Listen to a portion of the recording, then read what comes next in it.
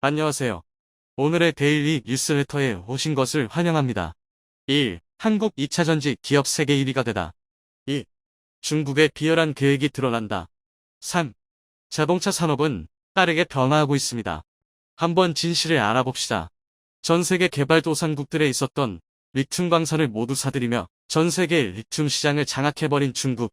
한국의 2차 전지 기업들이 중국을 짓밟고 세계 1위로 등극하며 떵떵거리자 중국은 리튬을 한국에 공급하지 않는 방법으로 대충격을 줄 수 있다며 겁주기 시작했습니다. 저번에는 요소수 공급을 중단시켜 대한민국 유통망을 흔들어 놓더니 이번에는 반도체보다 커진다는 2차 전지 산업을 통째로 마비시켜버리려는 계획입니다.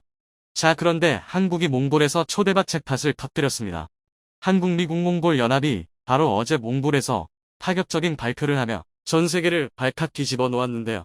한국은 중국에서 리튬을 더 이상 사올 필요가 없어지는 놀라운 상황에 만들어졌습니다. 얼마나 큰 대박이 났길래 하루아침에 이렇게 갑자기 전세가 역전이 된 것인지.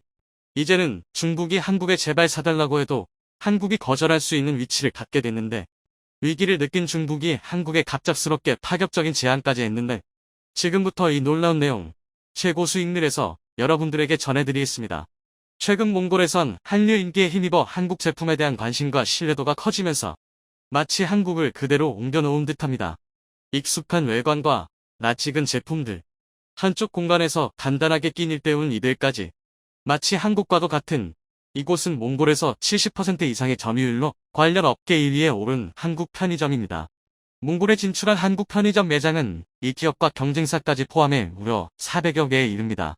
빌궁 한국 편의점 울란바토르 지점 매니저는 저희 가게 같은 경우는 하루에 1,000에서 1,200명 가까이 손님이 오셔서 한국처럼 편의점을 이용하고 있습니다. 전했고, 한국 편의점을 이용하는 몽골인 고객 안우징은 항상 편리하고 좋은 상품이 있고 시간을 절약할 수 있어서 많이 이용합니다. 전했습니다. 한국의 이마트도 2016년부터 몽골에 진출해 초대박 행진을 이어가며 울란바토르에서만 3호점째 문을 열었는데요. 이곳은 다양한 한국 제품을 구매할 수 있다는 입소문이 퍼지면서 계속 인기를 얻고 있습니다. 진남규 몽골 주재 수석부장은 저희 매장에는 일평균 12만 명이 방문하고 계십니다. 주고객은 몽골 현지 분들이 대부분이고요. 가끔 한국에서 여행 오시는 관광객분들이 좀 계십니다. 전했습니다. 하루에 12만 명. 믿겨지시나요? 이 밖에도 제과점과 카페 등 몽골의 다양한 업계를 사실상 한국 기업이 접수했다고 해도 과언이 아닐 정도입니다. 한류 열풍을 타고 한국 문화에 대한 관심이 높아진 데다 한국 제품은 품질이 좋고 가격도 합리적이라는 신뢰가 밑바탕이 됐습니다. 이렇게 한류 열풍이 전 세계에서 가장 뜨거운 몽골에서 한국이 초대박 잭팟을 터뜨렸습니다. 한국, 미국, 몽골이 몽골에서 초대박 발표를 했습니다. 한국, 미국, 몽골 이렇게 3나라가 핵심 광물 협의체를 만든 것인데요. 3국은 이번 협의를 통해 광물 샘플 분석 협업을 추진해 나가기로 하고 한국, 몽골, 미국 몽골 양자 간 추진 중인 광물 탐사 정보를 공유하면서 3국 간 공통 관심 지역을 발굴에 역량을 집중하기로 했습니다. 특히 현재 전 세계 패권을 좌지우지하는 가장 중요한 광물인 리튬. 반도체보다 훨씬 더 커진다는 2차 전지 시장을 좌지우지하는 가장 중요한 핵심 광물 리튬을 한국, 미국, 몽골의 패권의 중심에 서게 된 것입니다. 케네디안 디멘션에 따르면 탐사 기술과 채굴 기술이 최근 빠른 속도로 발전하면서 몽골이 세계에서 가장 많은 규모의 리튬과 히토류가 매장되어 있는 국가 중 하나인 사실이 밝혀졌습니다. 또한 몽골은 한국과 미국 연합의 세금을 거의 100% 깎아준 파격적인 혜택을 부여할 것으로 알려져 한국과 미국은 더 이상 중국에서 리튬을 수입하지 않아도 될 전망입니다. 중국보다 훨씬 저렴한 가격에 리튬을 채굴할 수 있게 된 것이고 한국과 미국은 오히려 몽골에서 리튬을 초대규모 채굴해 다른 국가에 팔 수 있을 정도로 많은 규모를 손에 쥐겠습니다. 해당 외신은 리튬뿐만 아니라 엄청난 양의 히토류도 몽골에 매장되어 있다라며 한국과 미국이 몽골에서 상상을 초월하는 이익을 얻게 됐다고 전했습니다. 사인부엔 아마르사이칸 몽골 부총리는 몽골은 광물 자원 분야에서 중국을 대체할 공급처가 될 수 있다며 자신감을 드러냈습니다. 몽골 국립지질연구소에 따르면 몽골에는 6,140만 톤의 구리, 310만 톤의 히토류가 매장돼 있는데요. 사인부얀 부총리는 독일 같은 제조업 강국들도 몽골 광물 자원에 관심이 많다면서도 한국과 미국이 몽골에는 가장 중요하다며 특히 한국에 우선권을 부여하고 싶다고 알린 것으로 전했습니다. 몽골이 이렇게 갑자기 세계 1위 리튬 및 히토류 매장지로 떠오르자 세계 1위 갑부이자 전기차 압도적 1위인 테슬라 CEO 일론 머스크도 최근 직접 몽골 총리를 만났습니다. 일론 머스크 테슬라 CEO는 화요일에 콕상남스랭 어흥에르된 리버남스레인 오윤 어르 몽골 총리와 전기차 부문의 잠재적 투자 및 협력에 대해 논의했습니다. 몽골은 인구 수도 340만 명 수준에다가 전기차를 살 수 있는 사람은 극히 드문 수준입니다. 전기차 인프라도 거의 없다고 보면 됩니다. 그런데도 일론 머스크가 몽골의 초대규모 배터리 공장뿐만이 아니라 테슬라 공장, 심지어 스타링크 법인까지 몽골에 세울 수 있다는 파격적인 발표를 했는데요.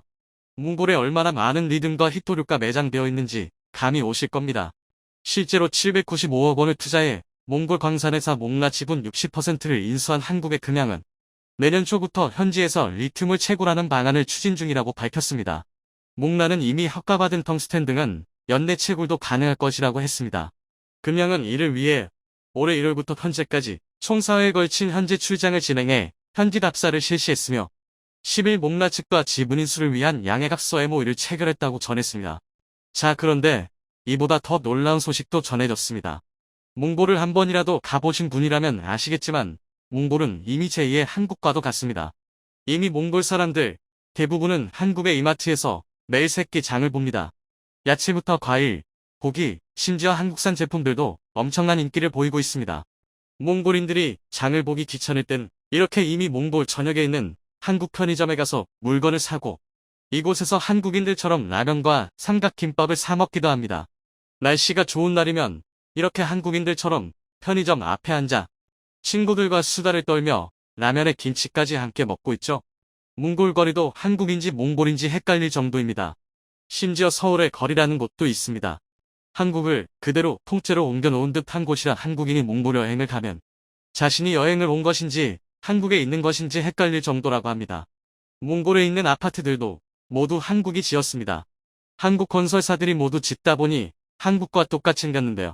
심지어 아파트 지하주차장까지 모두 한국과 완전히 똑같습니다. 상황이 이렇다 보니 몽골 국회에서는 최근 이럴 거면 차라리 몽골을 한국의 연합거로 지정하여 세계 최고인 한국의 IT 기술과 인프라 등을 모두 그대로 가져오자는 목소리가 거세지고 있습니다.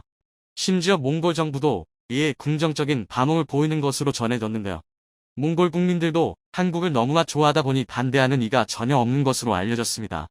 몽골은 한민족과 같은 피가 흐르고 있다는 것은 여러 역사적인 사실로 고증되어 왔습니다. 옛날에 한민족이었다는 것입니다. 몽골 수도 울란바타르시에는 150만 명이 살고 있는데 한국에 유학을 했거나 취업을 했던 이들이 수십만 명 살고 있습니다. 그 수요가 20만 명 이상이라고 보는 이도 있습니다. 몽골인들은 한국을 좋아하고 한국어를 너무나 잘합니다.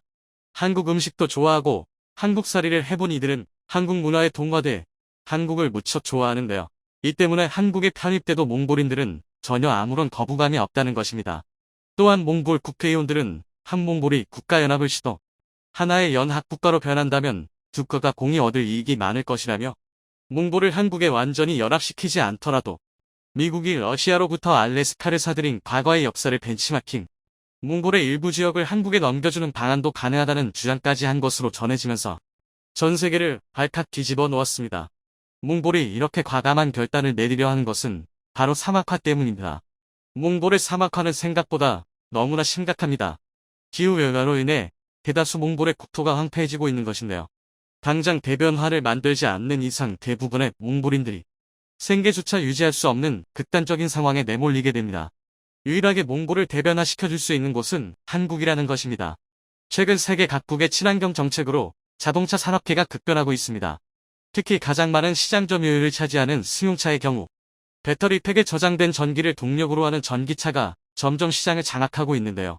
전기차 시장은 업계 전문가들의 예상보다 더욱 가파르게 상승하여 매년 새로운 판매량과 성장률을 기록하고 있지만 전기차를 생산하는 업체들의 영업이익은 기대치에 훨씬 못 미치고 있습니다. 그 중심엔 높은 배터리 원가가 핵심 원인으로 지목되고 있습니다. 전기차에 답재되는 배터리도 종류가 다양하며 적당한 출력과 주행거리를 가진 중저가 배터리부터 높은 출력과 장거리 주행이 가능한 보급형 배터리까지 있는데요. 아직 아무리 저렴한 중저가 배터리라도 전기차 원가의 40% 수준을 차지하는 것으로 알려져 전기차 제조업체들은 정부의 친환경 보조금이 없다면 아직 이윤을 남기기 어려운 구조입니다. 그렇다면 현재 시장을 선점한 전기차 브랜드들은 어떻게 수익을 내고 있을까요? 대표적으로 미국의 테슬라의 경우는 전기 차량 판매로 인한 수익은 극히 일부분이며 대신 전기차를 생산하면서 쌓아둔 탄소 배출권을 다른 기업들에게 판매에 막대한 수익을 거두고 있습니다. 탄소 배출권이란 전 세계적인 합의를 통해 국가와 기업별로 탄소 배출의 종량을 정해두고 이를 초과하는 경우 해당하는 탄소의 양만큼 탄소 배출권을 구매해야 하는 일종의 친환경 세금 같은 항목입니다. 그런데 탄소 배출이 많은 다른 중화화 공업이나 제조업에 비해 전기차 제조 분야는 친환경 인증을 받아 전기차를 생산할 때마다 탄소 배출권이 쌓이게 되는데요.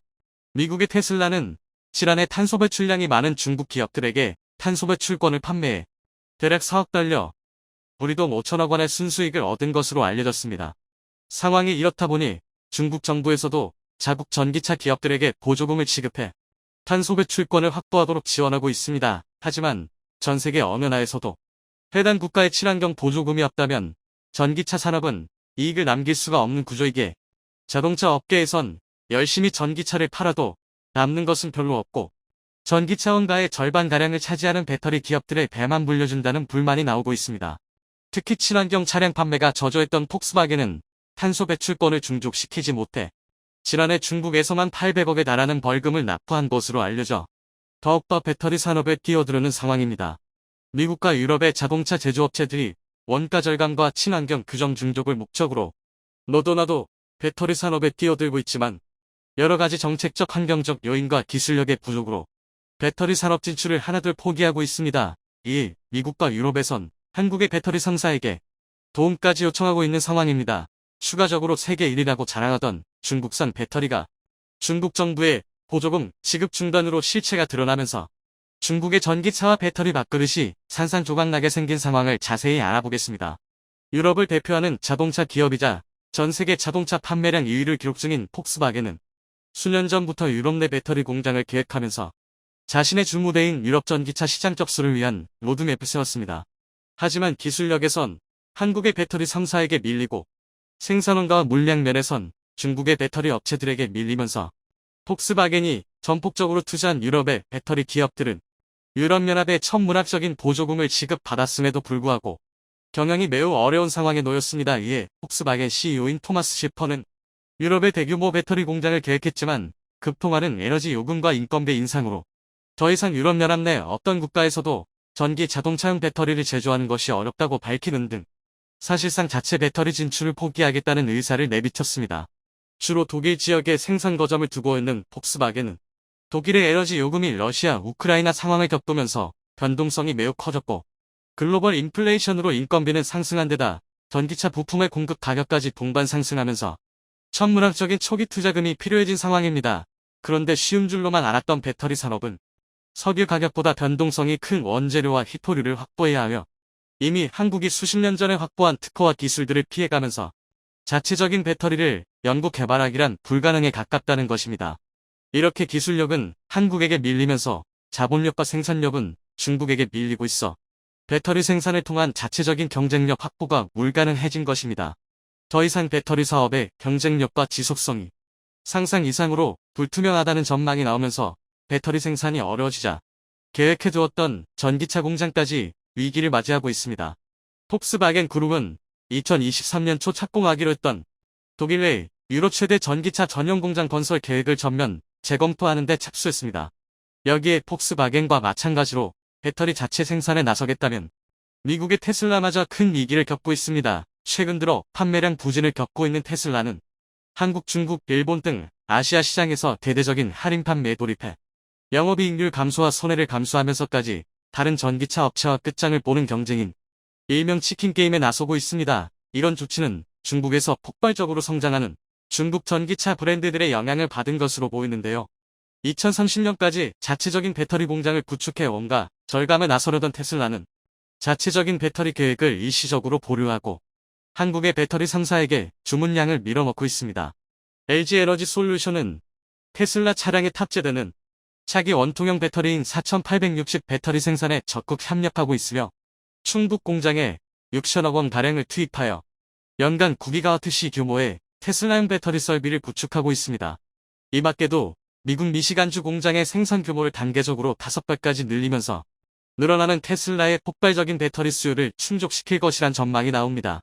한국의 배터리 3사 중 삼성 SDI와 SK온과도 관련 협력 내용이 오고 가는 가운데 이번 계약으로 최소 수년간 테슬라의 자체 배터리 공장 계획은 물 건너 갔다는 전망이 나오고 있습니다.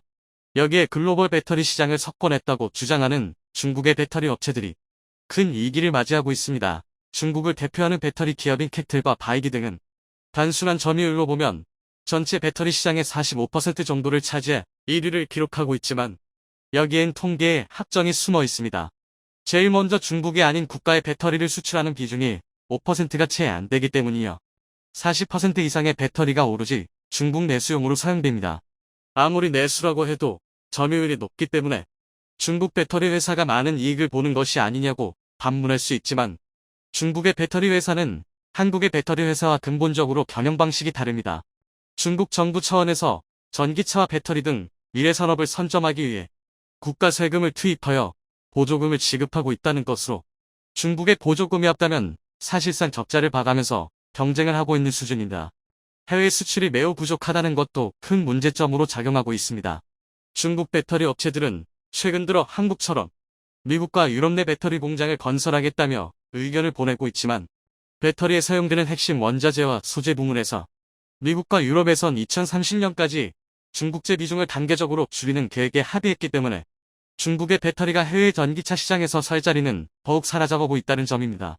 게다가 특허 문제도 발목 잡고 있습니다. 중국 기업이 중국 내에서 사업을 하는 데는 중국 당국의 암묵적인 보호를 받지만 글로벌 시장에 나온다면 얘기가 달라집니다.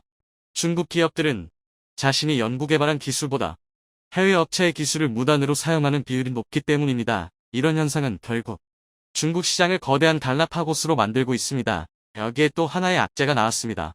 중국 정부가 지급하던 전기차 보조금이 올해부터 전면 중단되면서 중국의 전기차 브랜드들과 배터리 기업들이 큰 위기를 맞이하고 있는 상황입니다.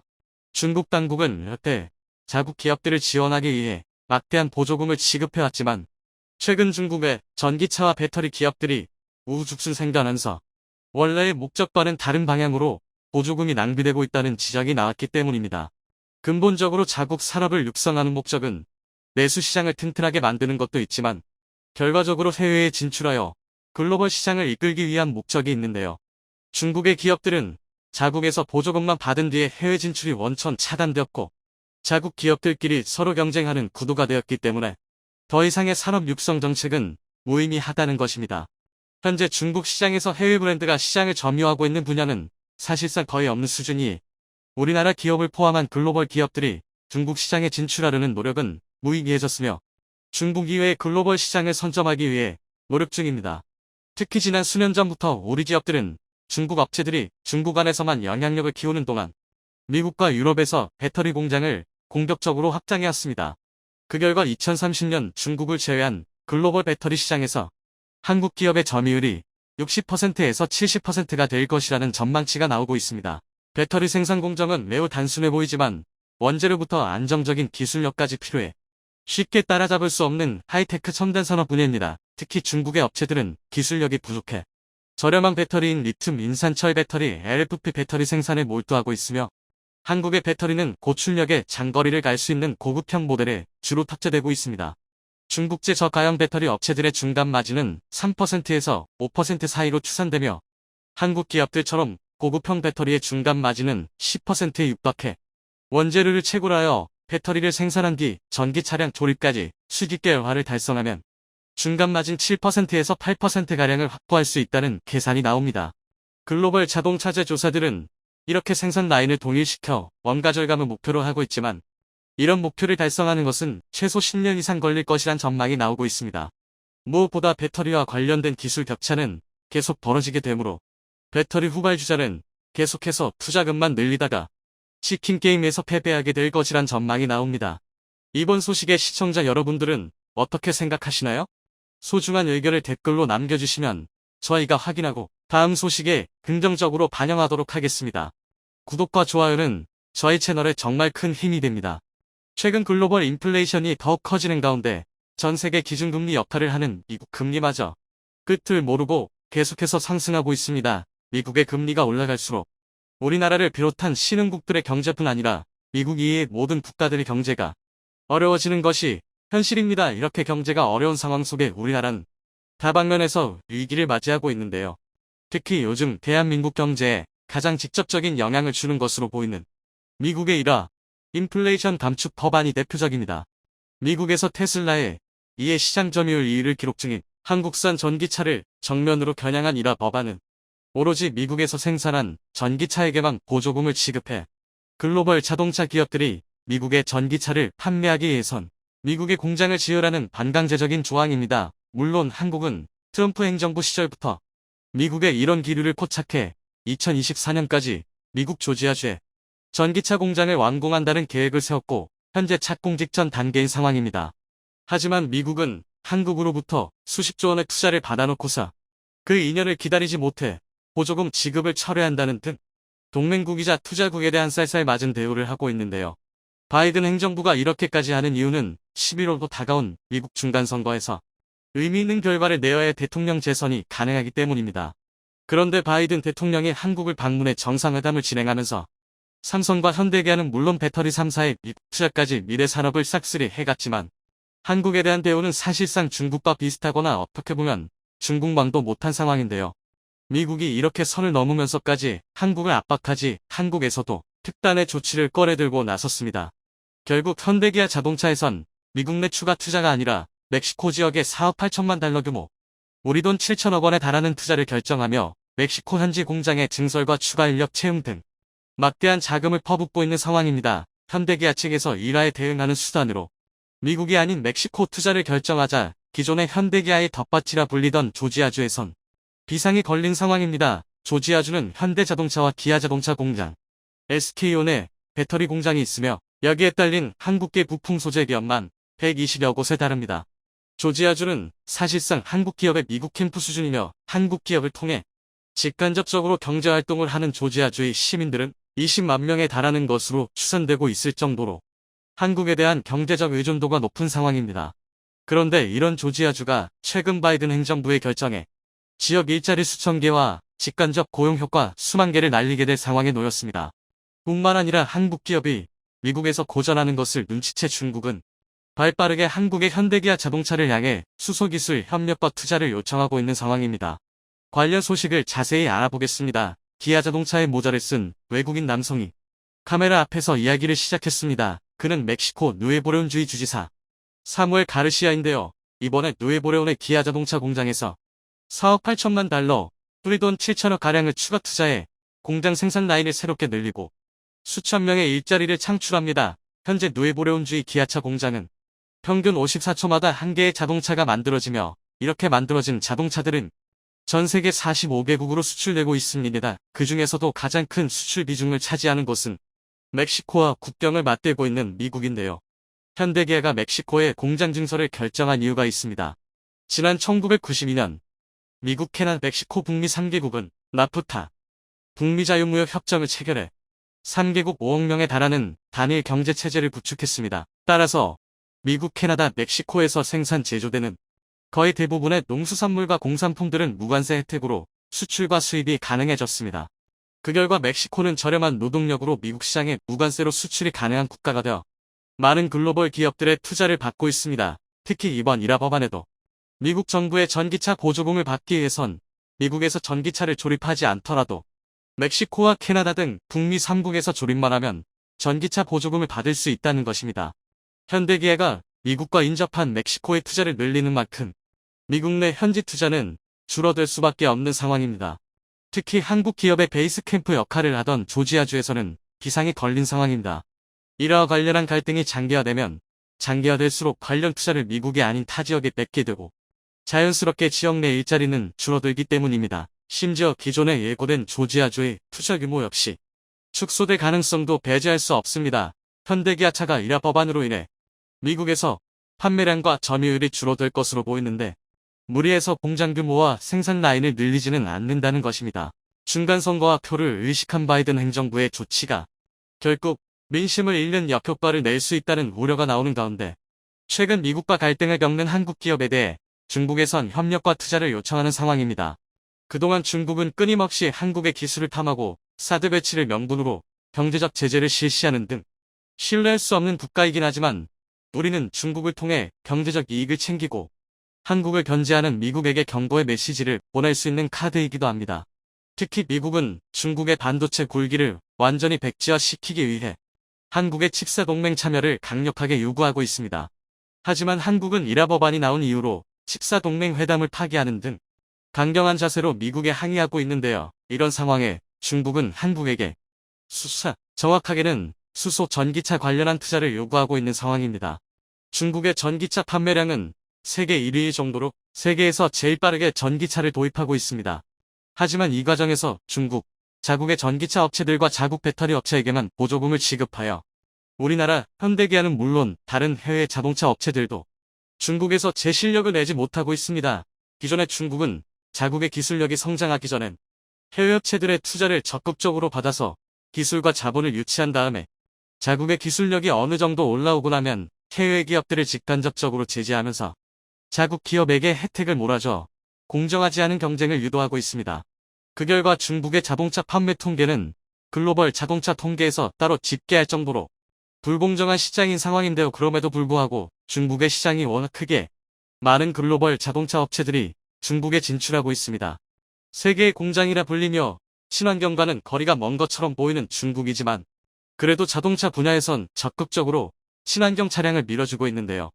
여기엔 여러 가지 분석이 존재합니다. 물론 세계적인 대기오염을 자랑하는 중국이 환경오염을 줄이려는 목적도 있겠지만 친환경차 특히 전기차에 탑재되는 배터리는 전기차 원가의 40%를 차지할 정도로 자동차 역사상 가장 비싼 부품이다.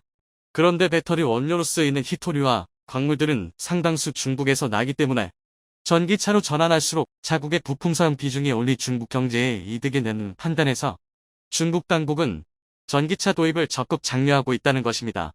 하지만 전기차의 한계점이 명확해진 지금 중국은 새로운 대안을 찾고 있습니다. 자동차에서 내뿜는 대기오염 물질은 대부분 트럭을 비롯한 화물차에서 나옵니다.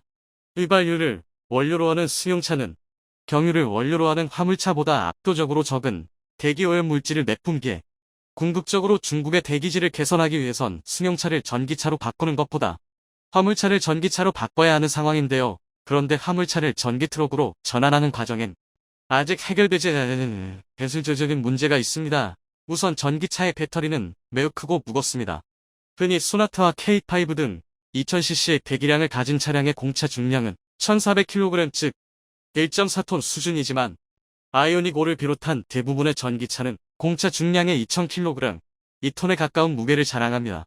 눈에 띄지 않지만 배터리가 매우 크고 무겁기에 트럭에 배터리를 적용할 경우 무게가 너무 무거워져 화물 적재량이 감소할 뿐 아니라 배터리 부피로 인해서도 화물의 적재량이 감소합니다. 그리고 무엇보다 충전 시간이 해결되지 않았습니다. 장거리 화물차의 경우 많으면 하루 600km도 운행하는데 기름이 없을 경우엔 5분 내로 주유하고 출발이 가능하지만 전기 화물차의 경우 현재 기술로는 반나절가량 충전해야 400km를 주행할까 말까 한 수준입니다. 일생업의 수단으로 장거리 전기 트럭은 현실적으로 불가능한 수준입니다. 따라서 자동차 전문가들은 미래의 승용차들은 대부분 전기차로 바꿀 것이고 미래의 화물차들은 대부분 수소차가 될 것으로 전망하고 있습니다.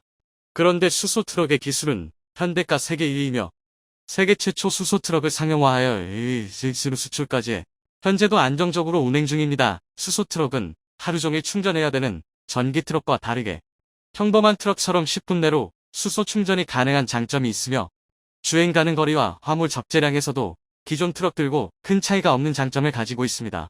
따라서 중국은 현대차의 수소 기술에 주목하며 자국 내 투자를 번유하고 있습니다. 이에 현대차는 수소 차량 넥소를 2022년 내로 중국에 출시한다는 입장이고 광저우의 수소 연료전지 시스템 생산기지 건설을 본격화했습니다. 빠르게 친환경 차량을 도입하는 중국의 수소차 시장을 현대 측에서 선점하겠다는 입장입니다. 전기차의 구조는 배터리와 모터로 이루어져 구조가 매우 간단하고 부품 수도 적어 누구나 시장에 진출할 수 있는 분야입니다. 베트남마저 전기차 생산에 뛰어들 정도로 쉬운 분야인데요. 반면 수소차 시장은 아무나 시작할 수 없는 기술력의 끝판왕이라 불리는 분야입니다. 현대는 이 분야 선두를 달리고 있으며 대부분의 생산 시스템을 국산화하는 데 성공해 해외 의존도도 낮춘 것이 장점입니다. 유일하게 우려되는 점이 있다면 중국으로 수소 기술이 유출될 수도 있다는 것입니다. 하지만 핵심 기술은 한국에서 보존을 하고 중국 공장에서 생산 조립만 한다면 기술 유출을 최소화할 수 있습니다.